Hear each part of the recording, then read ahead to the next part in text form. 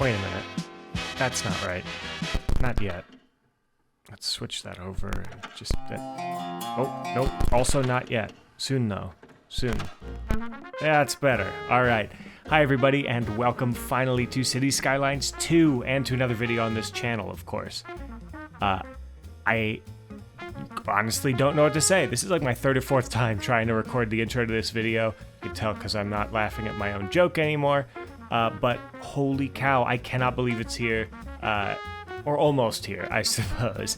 I do want to stress right now, as we jump into this really quickly, this is all pre-release. This is not the final build of the game, so things will change by the time that you see it. So the graphics and things are still changing. In fact, I think I recorded this a few days ago, and things look a little bit different now. So just take all that with a grain of salt. I actually skimped out on some of the cinematics just because with things changing, you know, there's a few visual bugs here and there, and they might not be accurate to the final product. We just don't know yet, so I figured let's skip them for now.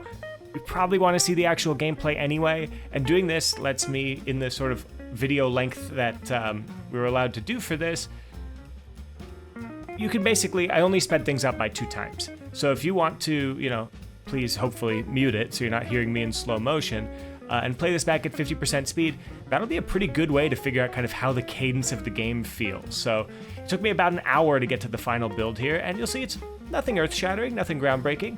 I was basing this off of a small town in the Pacific Northwest that I zoomed into on Google Maps, just like, hey, that looks cool. And I wanted to try and do like a real-life inspired sort of thing. So it's there. If you know what city this is, like, post it. I say, try and take a guess in the comments. That'd be really exciting. Yeah, so we're getting through, starting to zone out blocks, and, you know, already I've talked straight through it this take, but wow, the road tools in this are so good. Making that smooth 1 road to 2 road thing in Cities 1, where I split this kind of downtown one-way couplet off of the bridge, that would have been such a pain in the ass to do in Cities 1, honestly, and or completely impossible without mods like Anarchy and everything. This is, I cannot stress enough, completely vanilla. Like, the only setting that I changed from the defaults was I turned off the tutorials because I didn't need tooltips and things popping up all the time. This is, you know, vanilla difficulty. I've got no unlock all isn't on, the sandbox mode isn't on. You know, I haven't even changed the city name yet. That's how sort of fresh and quick this all is. So just take that. This is definitely not how I usually play Cities Skylines 1, and honestly, might not be how I play Cities 2. It's really refreshing and fun to, like, have to build like this, but it's not necessarily my usual style. So once we start to see sort of custom content and things, and once I start to make some, that'll be really exciting. So I am planning on making mods for this, of course. Can't really say too much right now about it, but you'll see stuff hopefully pretty quickly. The graphics in this, I mean, that's kind of a good segue. It does not look like anything was or could be copied over from Cities 1. They just look better, they're higher fidelity, they're crisper. You know, and again, I haven't even seen the final graphics, so this is just all like, it can only get better, which is really exciting. So I'm looking around and trying to figure out sort of what I might be able to do, how I might be able to modify stuff, and anyway, you'll all see soon enough, and so will I, honestly. So now that I have my basic sort of city layout done, it came time for some utilities, and this is a big change and something I love about Cities 2. So I'm in a valley, and of course, you know, with the direction that the wind is blowing, it's not going to be good for a windmill, and I haven't built the industrial area, and I don't want a big stinking coal plant anywhere. So I decided, you know what I'm going to try to do? And you'll see this in a bit. I'm going to use the new feature where you can import and export utilities, which is fantastic. I mean, that's something that was in city builders that I grew up with, you know, SimCity 3004 and even 2013, 10 years ago. And just, it's so nice. I mean, being able to start up a city and I don't have to spend a ton of money to invest in a big power plant, you know, that's sort of realistic. Not that really we're starting new cities from scratch right now, but just right here, I've got high voltage lines coming through the edge of the map. So I just need to build a little transformer to convert it into the low voltage for the street, and I'm done. So looking around, unfortunately, you can't quite do the same with sewage and water. That needs to be connected all the way to the edge of the map, which means it's really more useful for selling excess capacity for a little bit of money once you're kind of farther down. So, quick, traditional sort of thing. You put the sewer outlet pipe directly into the water. I'm sure the EPA loves that. Took a glance and see, do I want to try the water tower? You know what? We'll just use the pump and hope the river never reverses flow. So, little pump, sewage outlet pipe, both of those are upgradable. I think I only upgrade the sewage outlet pipe in this just because, again, it stays pretty small, so I don't really need to upgrade the water pump. And yeah, everything connects up nicely. Power flows through the roads, the water pipes and things go through roads, and it's time for people to start moving in. And I thought, let me just keep the camera still for this, and we'll see how things work there. And it's like, oh, wait a minute, this road's backward. So took a little bit of futzing. You reverse one-way roads with the upgrade tool. So I'm trying to rebuild it. And you click and drag it, which makes a ton of sense, honestly. I should have thought of that first. And it's just so nice. So a lot of construction cranes all coming in for this. And I realized, oh God, industrial. I completely forgot to zone industrial once I had taken care of the power. I'm like, oh, I don't need to put a big power plant. I guess I don't need to think about industry at all. So ended up expanding this area around the back by a few blocks, so right by the train tracks. Of course, it's by the train tracks. You know me. I decided I wanted to make something that felt like a railroad town because, hey, I want to start small, start something that kind of sort of feels realistic, a little old pre-war sort of grid.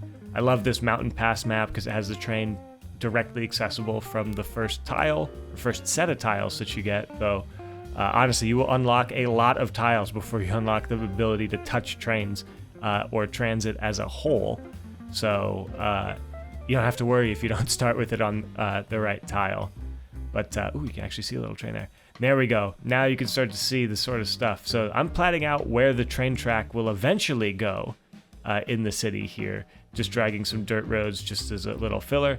And you can see another great innovation of the road tool. You can just drag straight across other roads. It just makes an intersection. There's no more having to stop and rebuild and try to do all this. And it's just so much smoother. It's really exciting. I can already tell that people are going to be able to make some phenomenal stuff with the vanilla tools, which seems crazy. So there you go. Just hit the first milestone. That unlocks me 3 tiles. I get a nice injection of cash. So one really cool thing about this game and trying to play it vanilla is you can see right now with the sort of limited services and the small scope and trying to build out and make a nice start that I can grow into, I'm running in the red. But as long as you keep stuff growing, that's actually not the end of the world. So with things still growing, as long as you hit those milestones, I'm able to use those really nicely to make money and keep the town going. So, I'm close to break even. Obviously, if you go and immediately plop huge power plants and things, you're not going to be able to afford like this unless you grow like crazy. But honestly, in my sort of slightly slower play style, this managed to really kind of fit what I wanted. So, big props to the game designers and things for balancing that to sort of fit this. So now the tech tree, which is really exciting. And I'm looking around trying to figure out, I get one measly little point, and I figured advanced road services is the way to go because critically, that unlocks road signs and directional signs. See, right now I get my first 3 tiles sort of expanding along the rail line.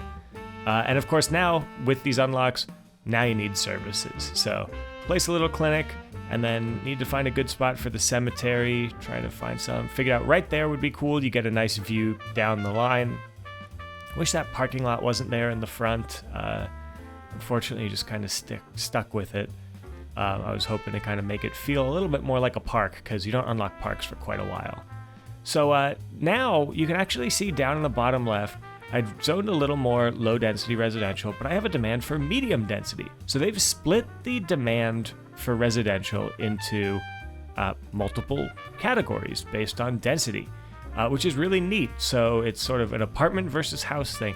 Not 100% sure if that lines up super well with real life, where people just kind of want places to live that will fit them and their families, and will live in bigger housing if you can. But it's an exciting sort of thing, and getting to zone out row houses and things, like having a medium density kind of makes this work, in my opinion. I think it still works pretty well. So now I'm just going and taking a little bit of a stock of the city, and unfortunately the houses sort of grow to every angle they please. There's no sort of priority. I'm trying to figure out, is there any sort of way to do this and make it so they'll grow on the avenues and leave the roads as side roads and things, but not quite, or at least not so much as I've been able to tell. And now you're starting to see some of the funkiness in the new game with the new road system and zoning system. The blocks are deeper, so it means that they're easier to mess up and have dig into each other ones. And unfortunately, we are missing the great tool from Cities 1 that lets you say, no, I don't want to zone on this. So any road except for highways has zoning blocks. And, that tool, I really hope that is patched in pretty soon, hopefully even before release. But, there's just no way to know because it's important, and it was such a nice quality of life thing. So I'm going around now and trying to figure out, what do I really want here? So doubling up on the commercial, don't have a ton of demand for it. In fact, still have a lot of empty space for it, but I figured it'll come at some point. And I'm seeing like issues about high rent, and I'm building housing. I've zoned more stuff, but I realized I actually hadn't zoned more low density. So that area had been filled on up, and it was time to start to expand more, just because more families need houses and things. I really wish there was a way to promote, just like big apartments. I'm not super duper familiar with any reason why families wouldn't necessarily live in an apartment just like straight up. But in this game, it seems like the bigger families and most people want a single family house, which is sort of a disappointing assumption from what I've been able to tell so far. So place a little bit of pedestrian path there. I love these. They're so nice. They just work like roads. They can be drawn on intersections. They don't delete themselves when you bring a road or anything else anywhere close. And, they're really, really nice. They're just one cell wide, and, even then they're drawn even narrower, so it feels better. And just, there's so many little touches and little features that I just really, really like with this. So, just letting the city go in the background, you can see again, I'm starting to lose some money, but thankfully, as we keep growing, you see on the bottom left where it says Tiny Village 1, I'm about to hit a milestone, so I'm not super worried about money. Figure I just need to zone a little more population, and we are good to go. So you do jump up through the progression milestones based on XP, which you get for basically doing anything and also doing nothing. You can see I'm getting it for roads built, I'm getting it for citizen happiness, I'm getting it for more people moving in and population. So those will all kind of tick you up to these milestones, which is great. It means you could effectively sit and wait and unlock everything with a tiny little city, which honestly is pretty cool. Having things gated, there we go, just popped. You can see I just made, doubled the city's budget with that, and unlocked a bunch of new stuff that I have to build, and 4 new tiles. Now I have 2 new unlock points and things, so it's really kind of exciting, and it's nice and refreshing, honestly, to have that be in the game and not just be a population-based milestone. So, Cities 1, you only unlocked stuff when you became a big town, which meant, if I wanted to be a small town and just build something that was nice as well, you just wouldn't unlock anything. So I'm building a little row house neighborhood here. Not there, just these blocks, for right now at least. To satisfy some of this demand, I actually just unlocked an additional level of demand, medium density. I don't actually build any of that. I want to stay a little low. Medium density is really exciting, but it's like 10, 12 stories. Just unlocked. I'm popping all these unlocks. I think as you kind of progress through this phase of the game, you start to get a lot of cool stuff, which is exciting.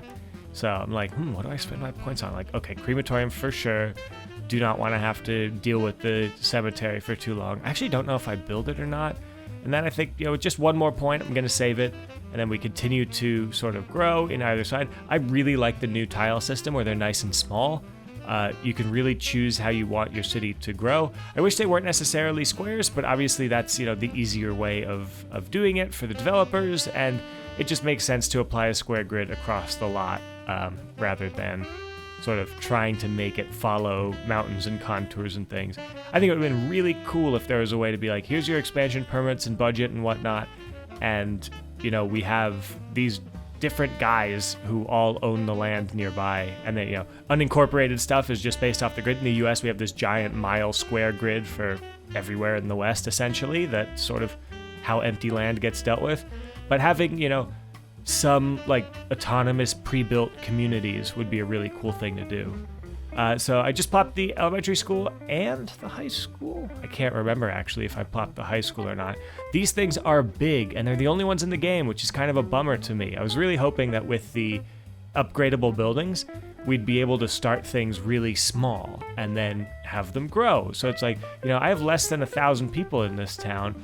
Having a big old high school like that takes up a ton of land, ton of, road access, and a ton of money really just doesn't make the most sense all the time. So I think that's an unfortunate missed opportunity, but hopefully that'll be fixed pretty soon. So now I just move over, take stock of the whole thing, and try to figure out, looking at, I'm like, this needs a park. No, I don't unlock parts yet. So I figure let's attempt the tree brush and things, and, it sort of works. I'm just, it's not quite final seeming, and just didn't really seem like it was going to do what I wanted it to. So back to roads, because the road tool is just so much fun to play with. And, I'm sure there'll be some hot takes, and honestly maybe correct takes, about how spending so much time on the road tool at the expense of, parks or whatever, making the road tool so much fun is encouraging building car-dependent cities. And, it's an interesting idea, I guess, but they forget about this amazing pedestrian path tool, which is the same. Just build all sorts of those. And in fact, we actually get pedestrian roads and alleys in vanilla. So you're able to do sort of non-through street, really small stuff in a way that Cities 1 didn't really encourage for a long time. So I was actually shocked to go and see that the addition of all the new row houses meant that I had commercial demand, and then that meant that I had industrial demand. So it's time to move more across the tracks. I'm definitely building out in a sort of wrong side of the tracks, industrial zone type of thing, because all the wind blows that way. And of course, that's something you do have to take into account, because of course it is. And that's just so exciting. Actually, speak of the demo, this is probably why I was thinking of the alleyways and things. Here I am building alleyways for the back of my industrial zone to help fill in the grid here. And just, again, I love this. I absolutely love it. So being able to say, main streets and these little back streets is great. I just wish we could figure out some way to basically just make it so that the back streets and things were not where buildings were on, if some buildings had rear access essentially and only worked like that, I think that would just be so nice.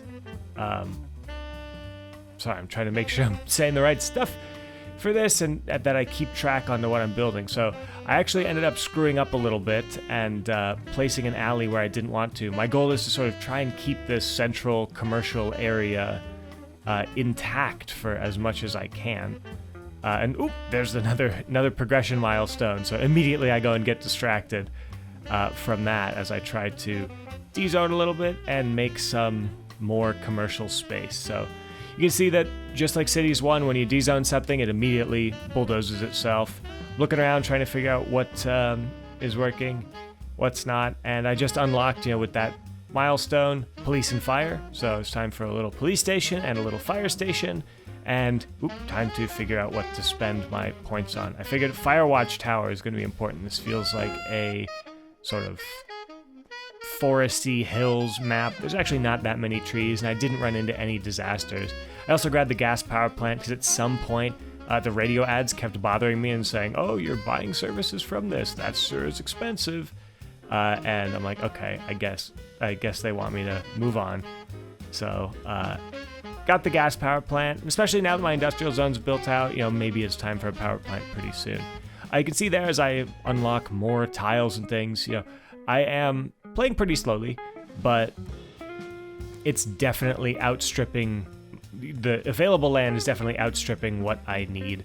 So right here, experimenting with a few roads, you can actually see that somehow I upgraded the road and made it like slightly off, but you can just click and drag right over it and it fixes itself. So, every once in a while you'll come up with something just a little funky. The super robust tools kind of do that. Like there are ways to break it that are sort of allowed. It's like a half anarchy almost. Like road anarchy in Cities 1 lets you do anything, and you could really break that. But in Cities 2, you could do a lot of stuff like that, totally vanilla, but and you can get like borderline breaking. It's hard to describe, honestly. Like it's gonna be one of those things you just need to play around with and see how you like. I personally really like it. It's gonna take a little bit of getting used to. And you can see here I'm trying to break the grid a little bit and start to do more low density as it's demanded like crazy out in the sort of riverfront areas, and have the little smoother grid breakdown as we get farther away from the train tracks too, right? This might be later developments and things. I have to trim the zoning back a little bit. The game seems really happy to give you the full six zoning squares even, which is an interesting choice. I think it works most of the time, and it definitely means there's a little less sort of BS of like the grade being slightly too steep, but it does mean that there are a few times where it will go and put up a huge retaining wall, which is just not something I'm tremendously interested in. So right here, extending the row house neighborhood a little bit more. It's weird to be building all of this without any transit at all. So like row house neighborhoods things, oh god, look at this intersection. Well, it's just like, let me build that. But row house neighborhoods, kind of don't work so well with cars. You can see that's basically the only place where I have a lot of street parking, a lot of traffic. I actually switched to alleys here because I'm like, I need to figure out a way to promote biking and walking and things here. And I think I'd leave that open for a future park as well. So, still trying to cluster the density around the train track, get another really cool signature building. I don't place that quite yet in this because I'm still also trying to figure out what the heck it would do or mean. I believe you unlock those by just like the amount of different stuff that you have in your city and their overall happiness. See right here, asymmetric roads are vanilla. Unfortunately, they're not ultra useful as turning lanes because segments are way longer in this game than in Cities 1. So I have a great spot right there by the row house neighborhood that you saw, and it actually generates enough traffic to maybe need it. But on the other side, if I were to build that, it's just too long. It would be the entire block, and there's no way to even have that change halfway. So now actually I'm sort of trying to figure out what else I could do with the road tool, and I tried to use an old sort of strict toaster method of getting a really nice S-curve. S-curves still seem like they're going to be fairly hard to build. You can see right there I dragged out the curve, and when you drag over another segment, for the most part it works, but every once in a while they can overlap the ends like that and get a little weird and angly, and you just need to bulldoze and fix it. But that ended up working out fine. Again, like just the ability to just click and drag roads straight across other roads is a dream come true, honestly. It feels weird to say, because you're just like, yeah, you make an intersection, but the muscle memory that I have of click once, click where it intersects the next time, click where it intersects the next time is just nightmarish. It's hard to break, but it's just such a more streamlined workflow. So, it just makes it so much nicer. Continuing, just adding more blocks and more blocks as we grow. Large village, I'm just, completely playing to the demand, to what the city needs, and trying to keep things square so the zoning tiles line up. And here we go. This is just like, every city needs one of these, just a complete mess intersection. So I'm like, this is all working. Actually, wait a minute. That road would probably be straight in real life. All right, sure. And I just built this big straight road. It makes this giant, weird mess of an intersection. The cars are driving all over the sidewalk, unfortunately. So that's sort of the same thing. Like, you can get this to break if you really want to. So I'm doing this. I'm trying really hard to make sure that everything gets built in the way that those houses will be able to come back. But unfortunately, just something happens with the zoning, it's really sensitive. So those end up being demolished and new ones will grow in later. And then I try to use the pedestrian path to make something that looks like the old right-of-way for the road. That's the one slight bummer with these pedestrian paths is they don't quite work like the nice space fillery ones from Cities 1. They work more like pedestrian paths, which is probably good. There's just no replacement for them necessarily. So, it just gets a little road and a little green space. I assume that would be some sort of little park, but on the one hand, I haven't unlocked parks, and on the other hand, there's still no really good way to fill strange corners and things. There's no surface painter vanilla, there's no little tiny park stuff. I could probably get in there and plop out bushes and things manually. There's no prop placement, that's another one. But I just didn't really want to right now, and I was trying to keep this playing as much of the time and building as little as I could while paused, and I just didn't have time to want to make bushes and zoom really close in and try to do all that and make it look nice. I had demands to satisfy. So, we're doing that. You can see immediately once stuff is zoned, people start moving in, which is really exciting. Click on that. I got an interesting notification like, hey, a lot of people are educated. And so I just went and double checked. Ore industry, like, hey, big mountainous map, there's probably some ore in here. It's unfortunately slightly off the edge of the map, so that'll be something I'll have to do next time once I have more expansion permits. And yeah, honestly, just like zooming around, looking at the rest of this stuff, it's all coming together. So I figured it's time for the next big expansion, which I actually don't finish, because you can see right there, I've come very close to the final milestone that I'm allowed to show off.